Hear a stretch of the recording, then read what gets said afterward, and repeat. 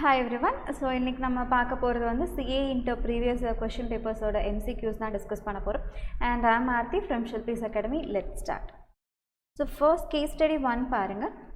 Cora Limited is an agricultural business company, operates in two segments. So இவங்க வந்து ரெண்டு செக்மெண்டா operate ஆயிட்டு இருக்காங்க. One is animal feed and second one is crop production. So இவங்களோட existing capital structure என்ன அப்படின்னு provide பண்ணியிருக்காங்க பாருங்க. First one, equity shares at 1 crore and 15% debentures 30 lakhs.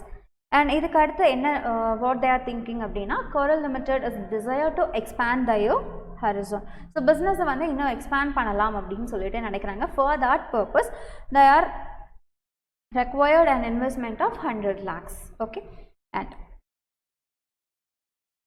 earnings before interest and tax 76 lakhs அப்படின்றது provide பண்ணியிருக்காங்க.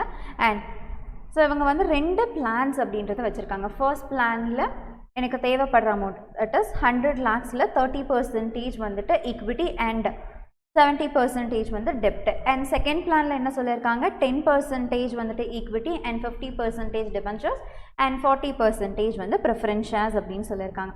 So இந்த case ஸ்டடியை base பண்ணி or 3 questions we have to answer. Okay, so the first one paranga, what would be the earning per share? So EPS வந்துட்டு என்னவா இருக்கும் அப்படின்னு சொல்லிட்டு நம்மள கேட்டிருக்காங்க. ஸோ இந்த EPS calculate பண்ணுறதுக்கு நம்ம workings போட்டுக்கலாமா? Okay, first we have to understand that plan 1ல என்ன capital structure இருக்கு and plan 2ல என்ன capital structure. Okay, so first equity என்ன அப்படின்னு பாருங்கள். பிளான் 1ல் இங்கே எனக்கு நம்பர் ஆஃப் ஷேர்ஸ் அப்படின்றது தான் வேணும். So number of shares is 10 lakhs already எக்ஸிஸ்டிங்காக இருக்கிறது, right? So existing 10 lakh shares. So ரெண்டு பிளான்லேயுமே எக்ஸிஸ்டிங் கேபிட்டல் ஸ்ட்ரக்சர் இது தான். இதில் எந்த சேஞ்சஸும் வரப்போகிறதில்ல. அண்ட் இதுக்கு அடுத்தது நியூ இஷ்யூ என்ன அப்படின்னு பாருங்கள்.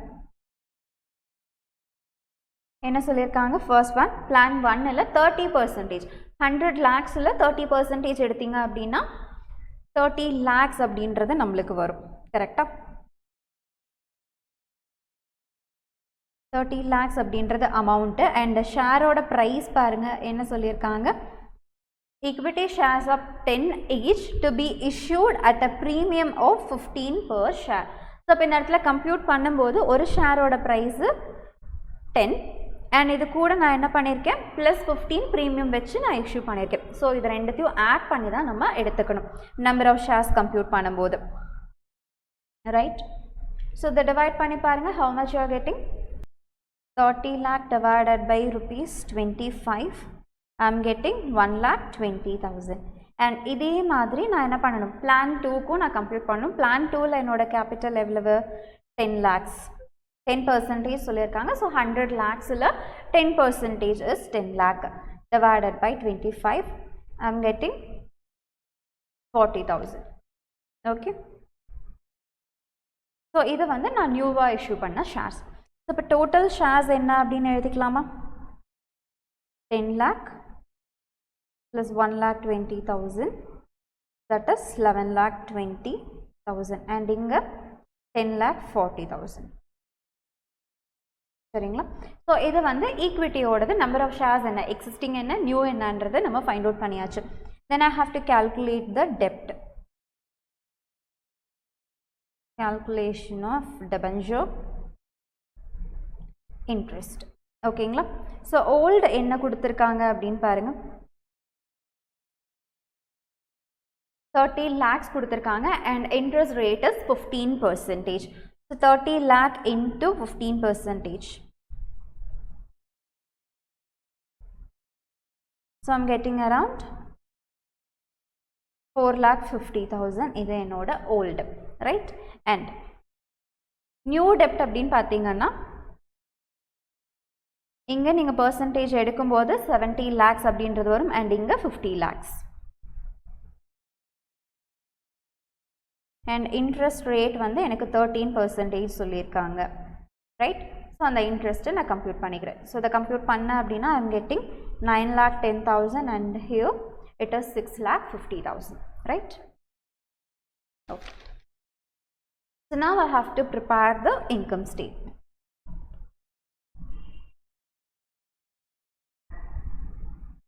Okay. So first EBIT என்ன கொடுத்திருக்காங்க அப்படினு பாருங்க. Plan 1 and Plan 2 நம்ம simultaneous-ஆ போட்டுக்கலாம்.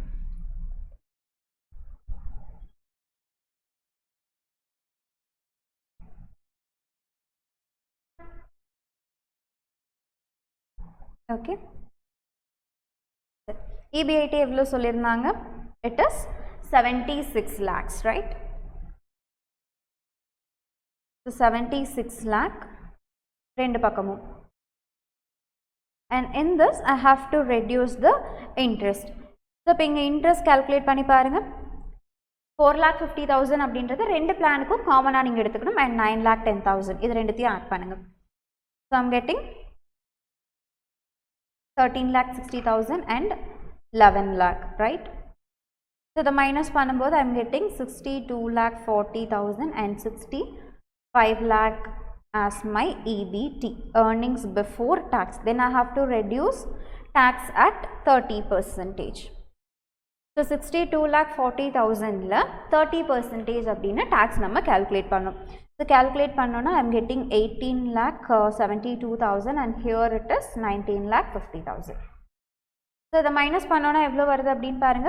43,68,000 and 45,50,000. In this I have to reduce the preference dividend.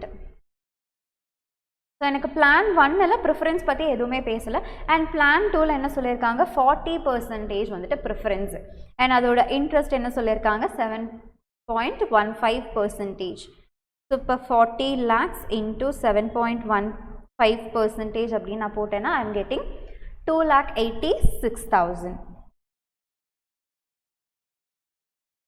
And here it is nil and இதை minus பண்ணோம் அப்படின்னா 43,68,000 and here it is 42 and 64,000. Okay. So இது என்னது earnings available to the equity shareholders.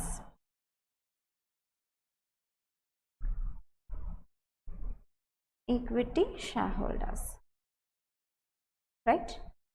So இது 1 அப்படின்னு வச்சுக்கலாமா and second எனக்கு என்ன வேணும் அப்படின்னா number of equity shares என்ன அப்படின்றது வேணும் கரெக்டா. So number of shares, so இது already நம்ம compute பண்ணியிருக்கோம் 11,20,000 ஒன்று and 10,40,000 ஒன்று, right? So 11,20,000 and 10,40,000. இப்போ இது ரெண்டுத்தையும் டிவைட் பண்ணிங்க அப்படின்னா will get the EPS. bracketல வேணா 1 divided by 2 அப்படின்னு சொல்லிட்டு நம்மளோட அண்டர்ஸ்டாண்டிங்காக போட்டுக்கலாம். ஸோ டிவைட் பண்ணும்போது ஐம் கெட்டிங் 3.90 and 4.10. இந்த ஆன்சர் எங்கே கொடுத்துருக்காங்கன்னு பாருங்க. So option C is the correct answer. And second, what would be the market price of the company if price earning ratio of plan 1 is 12 times and plan 2 is 15 times. So now I have to calculate the market price. Correctங்களா? So market price compute பண்றதுக்கான formula என்ன? Market price equal to EPS into price earning ratio. So for plan 1, EPS is 3.90 and price earning ratio is 12 times. So இப்போ இது ரெண்டுத்தையும் multiply பண்ணிங்கன்னா 46.80 அப்படின்னு கிடைக்கும் and plan 2ல EPS வந்துட்டு 4.10 and இது வந்து 15 times price earning ratio. So இப்போ இது ரெண்டுத்தையும் மல்டிப்ளை பண்ணும்போது I am getting 61.50. ஓகேங்களா? So option A.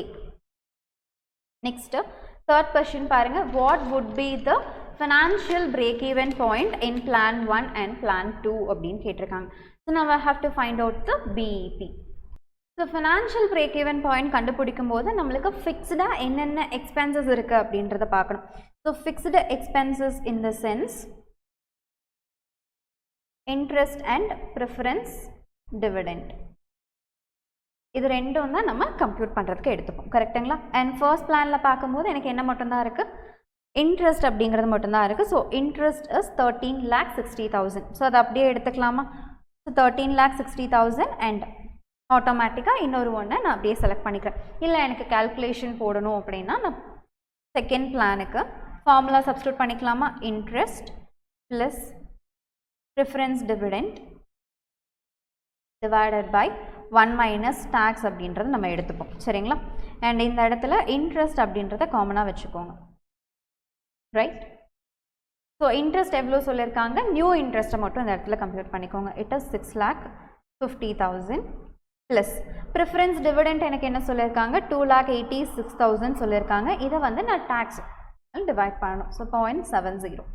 So divide பண்ண அப்படின்னா 6,50,000 ப்ளஸ் 4,09,000. ஓகேவா? ஸோ சிம்பிளை பண்ணிக்கலாமா? ஓகே. அண்ட் இது கூட ஆல்ரெடி இருக்கக்கூடிய இன்ட்ரெஸ்ட் 4,50,000 இதை ஆட் பண்ணிக்கோங்க. So now I will get this answer. சரிங்களா? ஸோ அது உங்களுக்கு ரவுண்ட் ஆஃப் மாதிரி வரும். பிகாஸ் நம்ம இங்கே போட்டிருக்கிறது வந்து ரவுண்ட் ஆஃப் பண்ணி போட்டிருக்கோம். ஸோ ஆன்சர் அப்படின்றது டிஃபர் ஆகும். ஓகே. செகண்ட் கேஸ் ஸ்டடி 2 பாருங்கள். என்னென்ன இன்ஃபர்மேஷன்ஸ் கொடுத்துருக்காங்க? VB limited provides the following information. So என்னென்ன கொடுத்துருக்காங்க? கரண்ட் ரேஷியோ கொடுத்துருக்காங்க and quick ratio and sales என்னன்றது கொடுத்துருக்காங்க. Next one inventory turnover ratio and average collection period, gross profit ratio கொடுத்துருக்காங்க. And இதை பேஸ் பண்ணி I have to find out the inventory and receivables. கரெக்டுங்களா? And next I have to find out the current asset and current liabilities. Workings போட்டுக்கலாமா?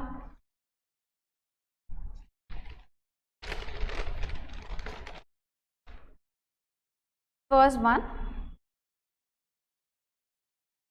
Sales எவ்வளோ கொடுத்துருக்காங்க அப்படின்னு பாருங்கள். Sales is given as 150 lakhs. And இதில் இன்னொரு information என்ன சொல்லியிருக்காங்க? 80% வந்துட்டு கிரெடிட் சேல்ஸ். ஸோ இப்போ இதில் 150 lakhsல 80% எடுக்கும்போது I am getting 120 lakhs as my credit sales. Right? Okay. And இன்னொரு இன்ஃபர்மேஷன் என்ன கொடுத்துருக்காங்கன்னு பாருங்கள். Cross profit ratio is 20%. For example, இப்போ நான் வந்து 100 ரூபாய்க்கு ஒரு ப்ராடக்ட்டை நான் சேல் பண்ணுறேன். இதில் ப்ராஃபிட் வந்து எக்ஸ்ட்ரா நான் 20 வைக்கிறேன்னு வச்சுக்கோங்க. அப்போ எனக்கு அக்கர் ஆகக்கூடிய காஸ்ட் அப்படின்றது எப்படி இருக்கும்? இதிலேருந்து மைனஸ் பண்ணால் கிடைக்கிறது தான் என்னோட காஸ்ட் அப்படிங்கிறது. கரெக்டாக?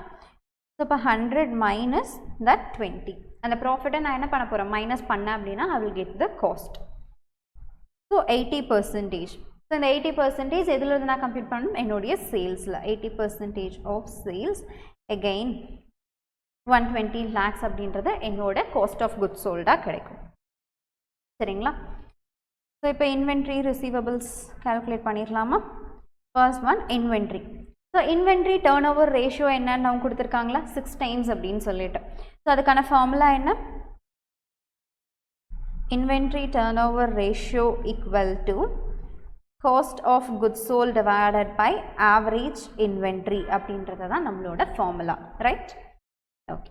ஸோ இது வந்து எனக்கு 6 times அப்படின்னு அவங்களே ப்ரொவைட் பண்ணிட்டாங்க. And cost of goods sold வந்து 120 lakhs divided by average inventory எனக்கு என்னன்னு தெரியாது. So I am putting it as X. So X is equal to 120 lakhs divided by 6 times. Then x will be 20 lakhs. ஓகேங்களா? and next I have to find out the receivables also.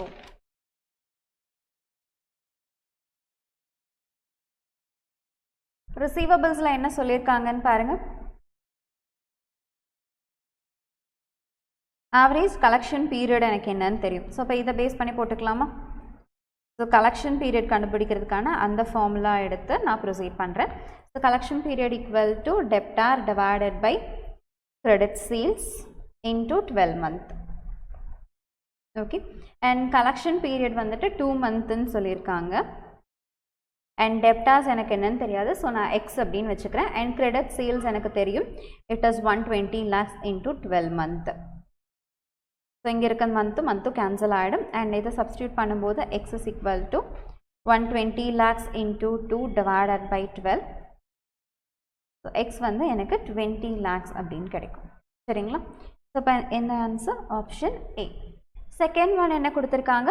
Current asset and current liabilities என்னன்றதை நான் find out பண்ணணும். Right?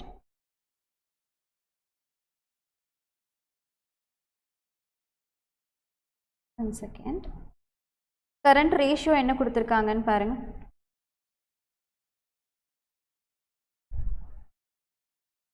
(1.5:1) and quick ratio 1:1 அப்படின்னு கொடுத்திருக்காங்க. கரெக்ட்டுங்களா?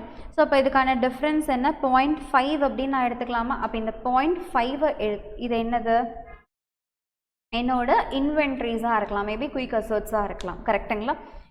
So அதை தான் நம்ம என்ன பண்ணுவோம், குயிக் ரேஷியோவில் போடும்போது எலிமினேட் பண்ணிட்டு போடுவோம். ஸோ அதை எடுத்து நான் ப்ரொசீட் பண்ணுறேன். ஸோ 0.5x மைனஸ் எனக்கு இன்வென்ட்ரிஸ் என்னன்றது நான் கண்டுபிடிச்சிட்டேன், 20 lakhs, right? So x is equal to 20 lakhs divided by 0.50. So எனக்கு எக்ஸ் எவ்வளோன்னு கிடைக்கும்? 40 lakhs அப்படின்னு கிடைக்கும். என்னோட current liability will be 40 lakhs. And current asset என்ன சொல்லியிருக்காங்க?